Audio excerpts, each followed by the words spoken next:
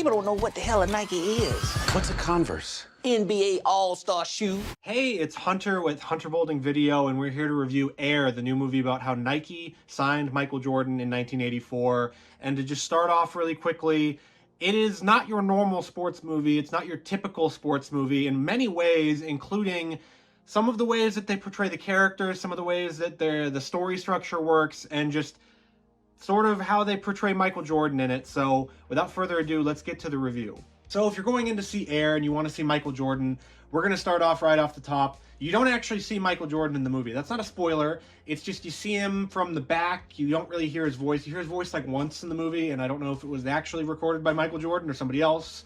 But the story doesn't focus on Michael Jordan. It focuses on Matt Damon's character, Sonny Vaccaro. It focuses on the people surrounding the deal with Nike. If you love the 80s, if you love the whole aesthetic, the music, the sort of music video feel of it, Ben Affleck directs this one, and he also stars in it as Phil Knight, and he captures that essence of the 80s perfectly to a T with an opening montage that shows off sort of all of the cultural events of the 80s, including basketball, going to its sort of rise to superstardom with Magic Johnson, Larry Bird, among other superstars in the sport, but it really kicked off with Michael Jordan. And so the story, if you aren't familiar with it, starts off with basically a long time ago, Nike was not the #1 in basketball sales for shoes. They were a very distant #3 to Converse and Adidas, and Nike's basketball department was sort of floundering. They couldn't really sign people that were stars in the sport to contract. So if you're looking at it and you go, well, that's really weird that Nike would be last in basketball, the movie sort of goes through all of that and the issues that they face alongside characters like Rob Strasser, who's played by Jason Bateman, excellently, I might add. Phil Knight, obviously played by Ben Affleck, like I mentioned before. We've got David Falk, played by Chris Messina. And then, of course, we've got Chris Tucker playing Howard White and Matthew Mayer playing Peter Moore, the designer of shoes for Nike that lives in the basement of the building.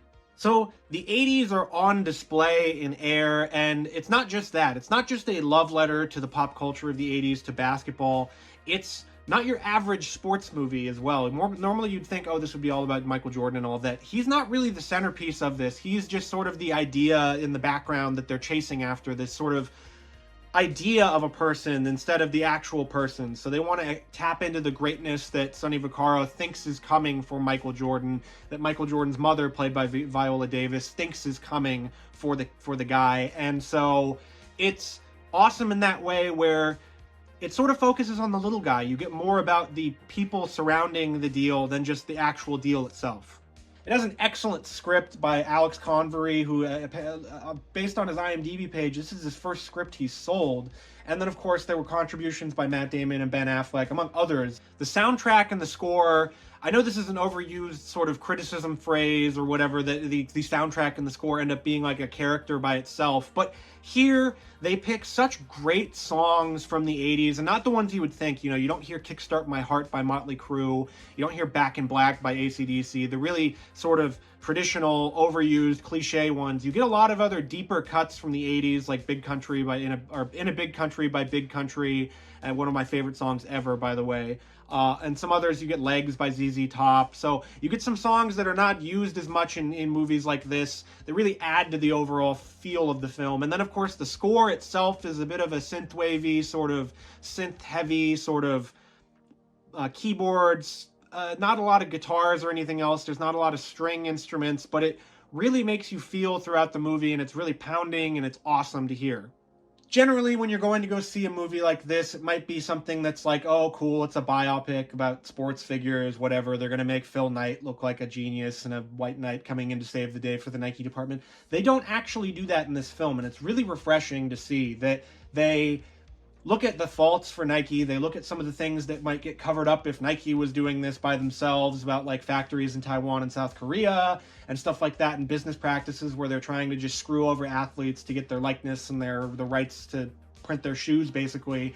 And here you get basically the beginning of that revolution that we're seeing in the NBA with the player empowerment stuff, with Michael Jordan becoming a brand. So he is the brand. The NBA is not the brand anymore. He's building up the NBA, and it's beautiful to look at. It's beautiful to see. And so the movie is all about the little guy. It's all about the people surrounding it, and it's just a joyous experience. It's this movie feels like it's going to be a comfort movie for a lot of people out there. And so seeing it and going through it and watching it, you're almost moved to tears because of how fun and just joyous the movie is. I can't think of another word because joyous is just the perfect way to describe Air.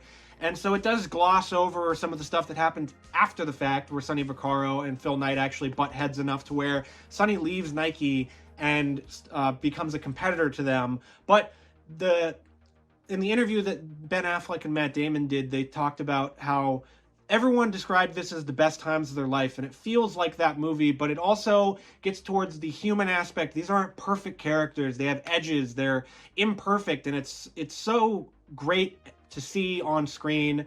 Matt Damon is fantastic. Viola Davis and him have this tennis match of a scene between each other at the Jordan house. The scene in question is such a simple scene, but it's the two of them just verbally sparring where either one knows what they want. Matt Damon's Sonny Vaccaro wants to get a meeting with Michael Jordan, and Viola Davis's Mrs. Jordan knows that he wants the meeting, and this is just some guy that's trying to sign his son to a shoe deal. It's not this personal thing that turns into this personal thing through the questioning they have for each other. Matt Damon acts it excellently, and it shows just how tight the script is for this movie. So go see Air on April 5th. It ends up being one of the best sort of sports biopic movies it doesn't actually feel like a sports biopic movie. It's this weird amalgamation of just happiness and joy and everything, but mixed in with the raw human emotion of this story and how Nike became Nike in basketball, the Jordan brand became the Jordan brand, and it's just a fantastic sports movie. It's one of the best out there. If you have the chance to go see Air, make sure you go do it, because even if you don't love sports, you don't love Nike shoes, it doesn't matter. It transcends that into just this excellent sort of area of just being a great movie that will be, I'm going to guess, endlessly rewatchable. It'll be a comfort movie for plenty of people out there. So make sure to go see Air. And if you liked this movie review and you want to see more movie reviews, make sure to check out this playlist of all the movie reviews I have on my channel.